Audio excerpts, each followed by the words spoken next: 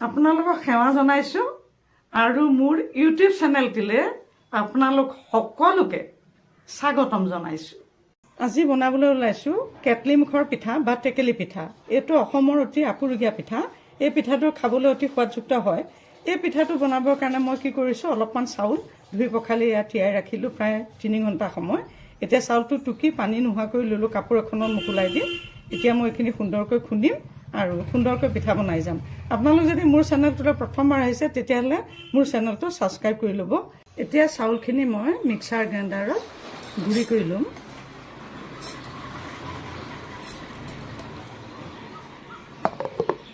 ইতিমধ্যে চাওক এয়া গুড়াখিনি খুন্দা শেষ হৈছে।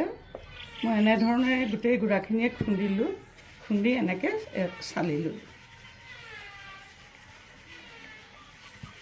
আজি মই ফ্ৰুট কালাৰ হিচাপে এয়া গাজৰ কাটি লৈছোঁ, গাজৰৰ কালাৰ ব্যৱহাৰ কৰিম। গতিকে এইখিনি মই মিক্সিতে এতিয়া পেষ্ট কৰি ল'ম মিক্সাৰ গ্ৰাইণ্ডাৰত। কেটলি মুখৰ পিঠাত নাৰিকল দিলে বহুত ভাল লাগে, সেইকাৰণে মই অলপমান নাৰিকল কুটি লৈছোঁ, গ্ৰাইণ্ডাৰত পেষ্ট কৰি ল'ম। আপোনালোকে ভিডিঅ'টো পহিলাৰ পৰা শেষলৈকে চাব দেই, তেতিয়াহে ধৰিব পাৰিব। এতিয়া গুড়াখিনিত মই এয়া অলপমান সোৱাদ জোখাৰে নিমখ ছটিয়াই ল'ম। নিমখ ছটিয়াই দিলোঁ, দি এইটো মই সুন্দৰকৈ এনেকৈ মিক্স কৰিলোঁ। এইটো সুন্দৰকৈ মিক্স কৰিলোঁ, কৰি পেলাই কি কৰিলোঁ, এই গুড়াখিনি সমানে মই দুভাগ কৰিম। দুভাগ কৰি দুটা পদ্ধতিৰে মই বনাম। এটাত মই ফুড কালাৰ দিম আৰু আনটো এনেই বনাম। ফুড কালাৰ মই বজাৰৰ ফুড কালাৰ ব্যৱহাৰ নকৰোঁ, সেয়ে মই কি কৰিম, আজি গাজৰৰে মই ফুড কালাৰ ব্যৱহাৰ কৰিম। এতিয়া মই কি কৰিম, এই ভাগত মই যে কাটি লৈছিলোঁ গাজৰখিনি মই এই মিক্সিত মাৰি ল'লোঁ। এতিয়া মই ইয়াতে দি লাহে লাহে সানি যাম। চাওক, আপোনালোকে যেতিয়া চাউলটো পিচিব তেতিয়া ঢেঁকীত খুন্দা হৈ গ'লে ঢেঁকীতে চাউলৰ লগতে এইটো গাজৰটো দি দিব পাৰিব, গাজৰে হওক বিটেই হওক। কিন্তু মিক্সিত খুন্দিলে কি হয়, মিক্সিত খুন্দিলে আপোনালোকে হেৰি দিব নোৱাৰে, আগতে গাজৰটো দিব নোৱাৰে। দিলে লাৰু লাৰু হৈ যাব, লদা হৈ যাব, গুড়াটো খুন্দিবলৈ অসুবিধা হ'ব। সেইটো কাৰণে আগত নিদিব, এইটো এক্সট্ৰাকৈ মাৰি ল'ব, গাজৰটো এক্সট্ৰাকৈ পিচি ল'ব, লৈ পেলাই এইটো ক্ৰমান্বয়ে এনেকৈ সানি সানি বনাবলৈ চেষ্টা কৰিব। খুব সুন্দৰ কালাৰ হ'ব এইটো। বজাৰৰ কালাৰটো মই নিদিওঁ, এইটো নিজেও নাখাওঁ আৰু ৰাইজসকলে খোৱাটো মই কামনা নকৰোঁ তেনেকৈ। কেতিয়াবা উপায় নহ'লে বেলেগ কথা। এইটো দেখিছেনে, এইটো এতিয়া সুন্দৰকৈ এনেকৈ মই সানি পেলাম। কি ধুনীয়া হৈছে কালাৰটো। এইখিনি দেখিছে ইতিমধ্যে কি সুন্দৰকৈ ফুড কালাৰটো কি সুন্দৰকৈ উঠিছে। এতিয়া কি কৰিম, মই ইয়াতে অকণমান পানী ছটিয়াই দিম, কাৰণ পিঠাটো সিজিবৰ কাৰণে অকণমান পানীৰ দৰকাৰ হয়। গুড়াটো বেছি খচখচীয়া হ'লে পিঠাটোৰ সোৱাদটো কমে, সেইটো কাৰণে অকণমান মই পানী দিছোঁ আৰু এইখিনি দিওঁ মই সানিম।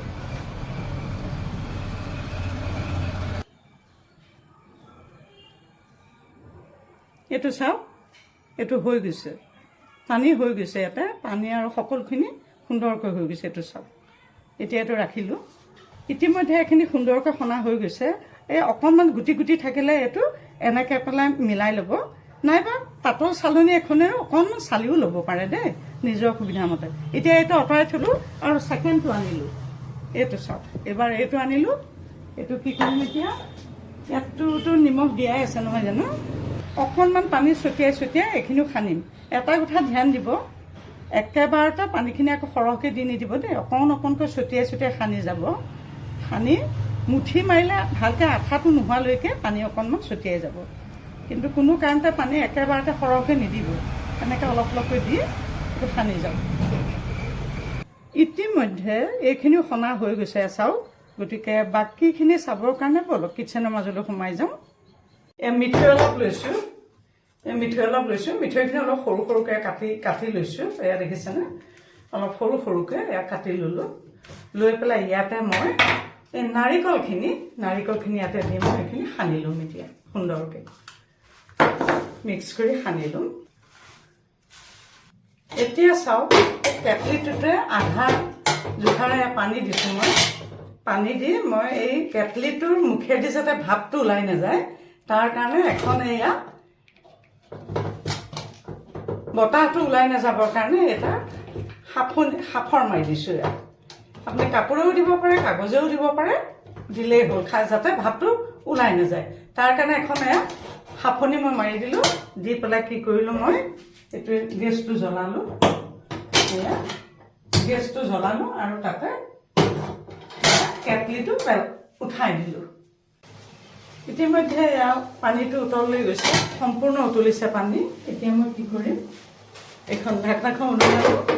ইয়াতে মই অকণমান এয়া ঘি সানি ল'ম। ঘিউ দিব পাৰে, তেলো দিব পাৰে। তাৰমানে পিঠাটো নমাওঁতে যাতে লাগি নধৰে, কামোৰ মাৰি লাগি নধৰে, এইটো কাৰণে অকণমান ইয়াতে মই ঘি সানি দিলোঁ। ঘিৰ পৰিৱৰ্তে তেলো দিব পাৰে, একো নাই। দি পেলাই মই ইয়াতে এয়া গুড়াখিনি চাওঁ, ইয়াৰ গুড়াখিনি মই ইয়াতে লাহেকৈ দি দিম। গুড়া ইয়াত প্ৰথমতে আধাটো দিছোঁ মই, ইয়াত দেখিছেনে, এইটো আধাটো দিছোঁ। এইটো মই ফুড কালাৰটো বনাব ওলাইছোঁ প্ৰথমে, ফুড কালাৰ দিয়াটো। কিন্তু এয়া নাৰিকল আৰু মিঠৈ দিয়া মিশ্ৰণটো ইয়াতে মই দি দিলোঁ। দি পেলাই ইয়াতে মই আৰু অলপমান গুড়া দি দিম। চাওক, ইয়াতে এইটো সমান হোৱালৈকে সেইটো দি দিম।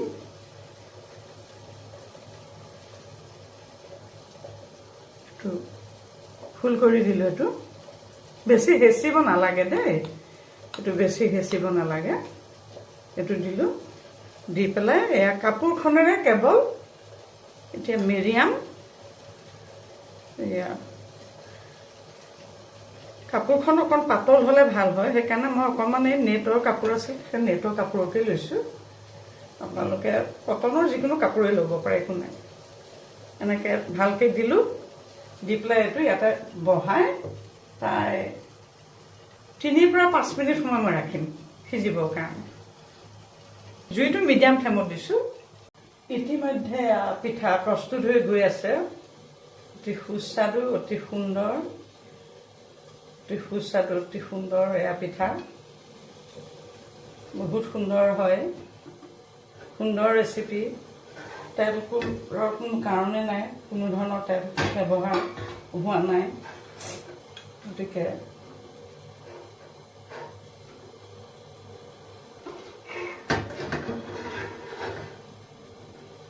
চাওক কি সুন্দৰকৈ পিঠা প্ৰস্তুত হৈ গৈ আছে।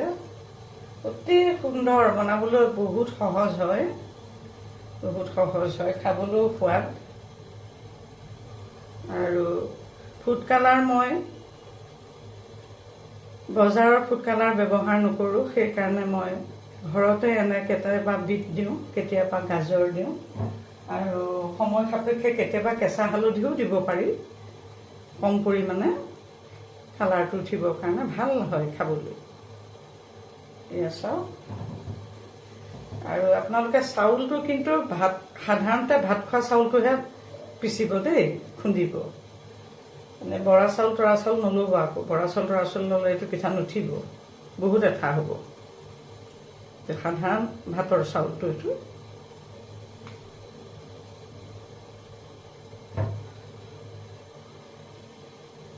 সমানকৈ দি দিলেই হ'ল আৰু। ইতিমধ্যে চাওক কি সুন্দৰকৈ কেপ্টেইন মুখৰ পিঠা প্ৰস্তুত হৈ গ'ল। কিমান সুন্দৰ, চাওকচোন, দেখিবলৈ কিমান ধুনীয়া হৈছে। এই দুটাত ফুড কালাৰ দিছোঁ আৰু এই দুটাত ফুড কালাৰ দিয়া নাই, কিন্তু কিমান সুন্দৰ হৈছে চাওকচোন, দেখিলে খাওঁ খাওঁ লগা। গতিকে এই সুন্দৰ ৰেচিপিটো আপোনালোকেও সুন্দৰকৈ বনাই খাব। আৰু এটি নতুন ৰেচিপি লৈ অহাৰ প্ৰতিশ্ৰুতিৰে আজিলৈ মই ইমানতে সামৰিলোঁ।